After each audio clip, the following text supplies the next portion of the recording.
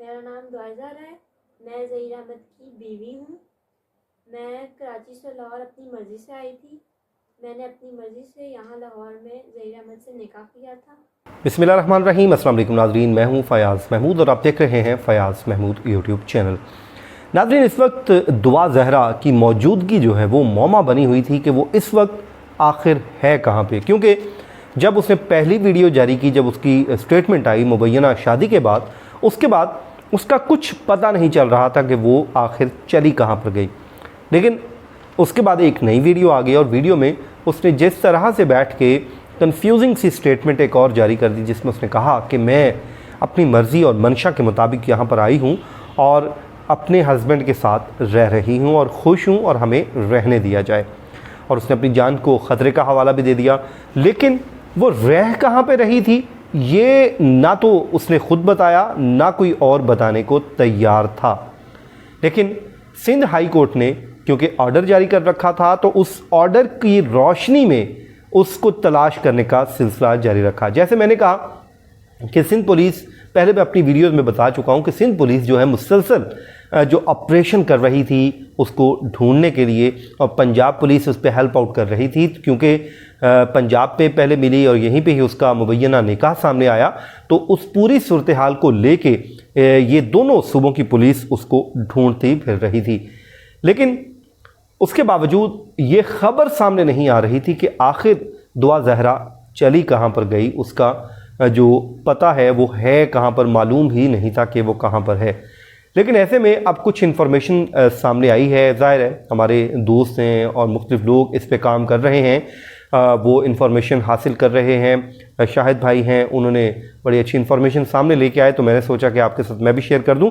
मैंने कुछ लोगों से फिर बात की और चीज़ें कुछ और क्लियर की, और मालूम ये हुआ है कि जो दुआ ज़हरा है वो इस वक्त लाहौर में एक यूनिवर्सिटी में मौजूद है। और वो यूनिवर्सिटी में ज़ाहिर है उसकी वालदा, आपको मालूम है, पंजाब यूनिवर्सिटी की मुलाजमा हैं। उनके वालिद भी वहाँ पर ज़हीर के मुलाजिम थे और उनका तो ज़ाहिर है इंतकाल हो चुका है, लेकिन वो यहाँ पर रह रही हैं। तो ख़बर ये सामने आई है कि वो पंजाब यूनिवर्सिटी में मौजूद हैं। वो जो आखिरी वीडियो आई है वो भी वहीं से आई है। अब सिंध पुलिस से मतलब कहा यह जा रहा है, और ये इन्फॉर्मेशन कौन दे रहा है, ये इन्फॉर्मेशन दे रही हैं शैला रज़ा। और शैला रज़ा साहिबा के मुताबिक सिंध पुलिस पहुंच चुकी है, लेकिन जो इंतज़ामिया है यूनिवर्सिटी की वो उनकी राह में रुकावट बन चुकी है।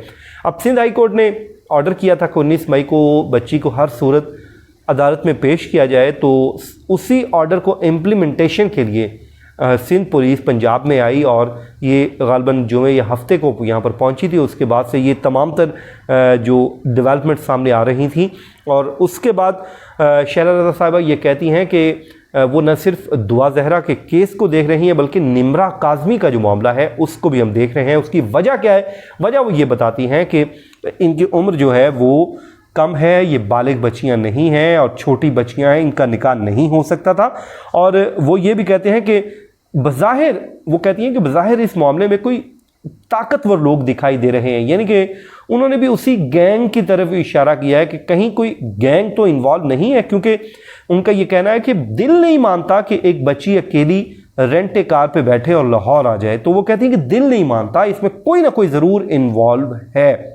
तो फिर वो ये कहती हैं कि अगर बहुत पावरफुल भी हुए तो कानून से कोई ताकतवर नहीं है, और अगर ये नहीं देंगे और ये बच्ची को पेश नहीं करेंगे तो ज़ाहिर है इसमें पेरेंट्स भी गिरफ़्तार हो सकते हैं, और उन्होंने ये भी इंदिया दिया है। तो वो ये कहती हैं कि इस पूरे मामले को हम हुकूमत पंजाब से भी उठाएंगे, क्योंकि वो कहती हैं कि मैंने वज़ीर आला सिंध से भी ये मामला डिस्कस किया है, उनको भी बताया है कि आप हुकूमत पंजाब से बात करें।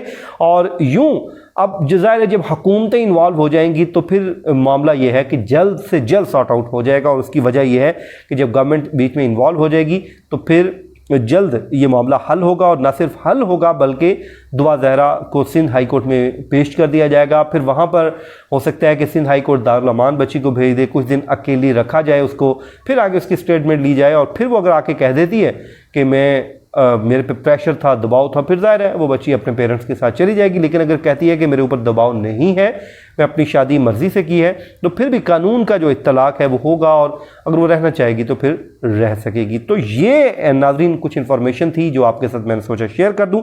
अपनी दुआओं में याद रखिए, जहाँ रहिए खुश रहिए, अल्लाह निगहबान।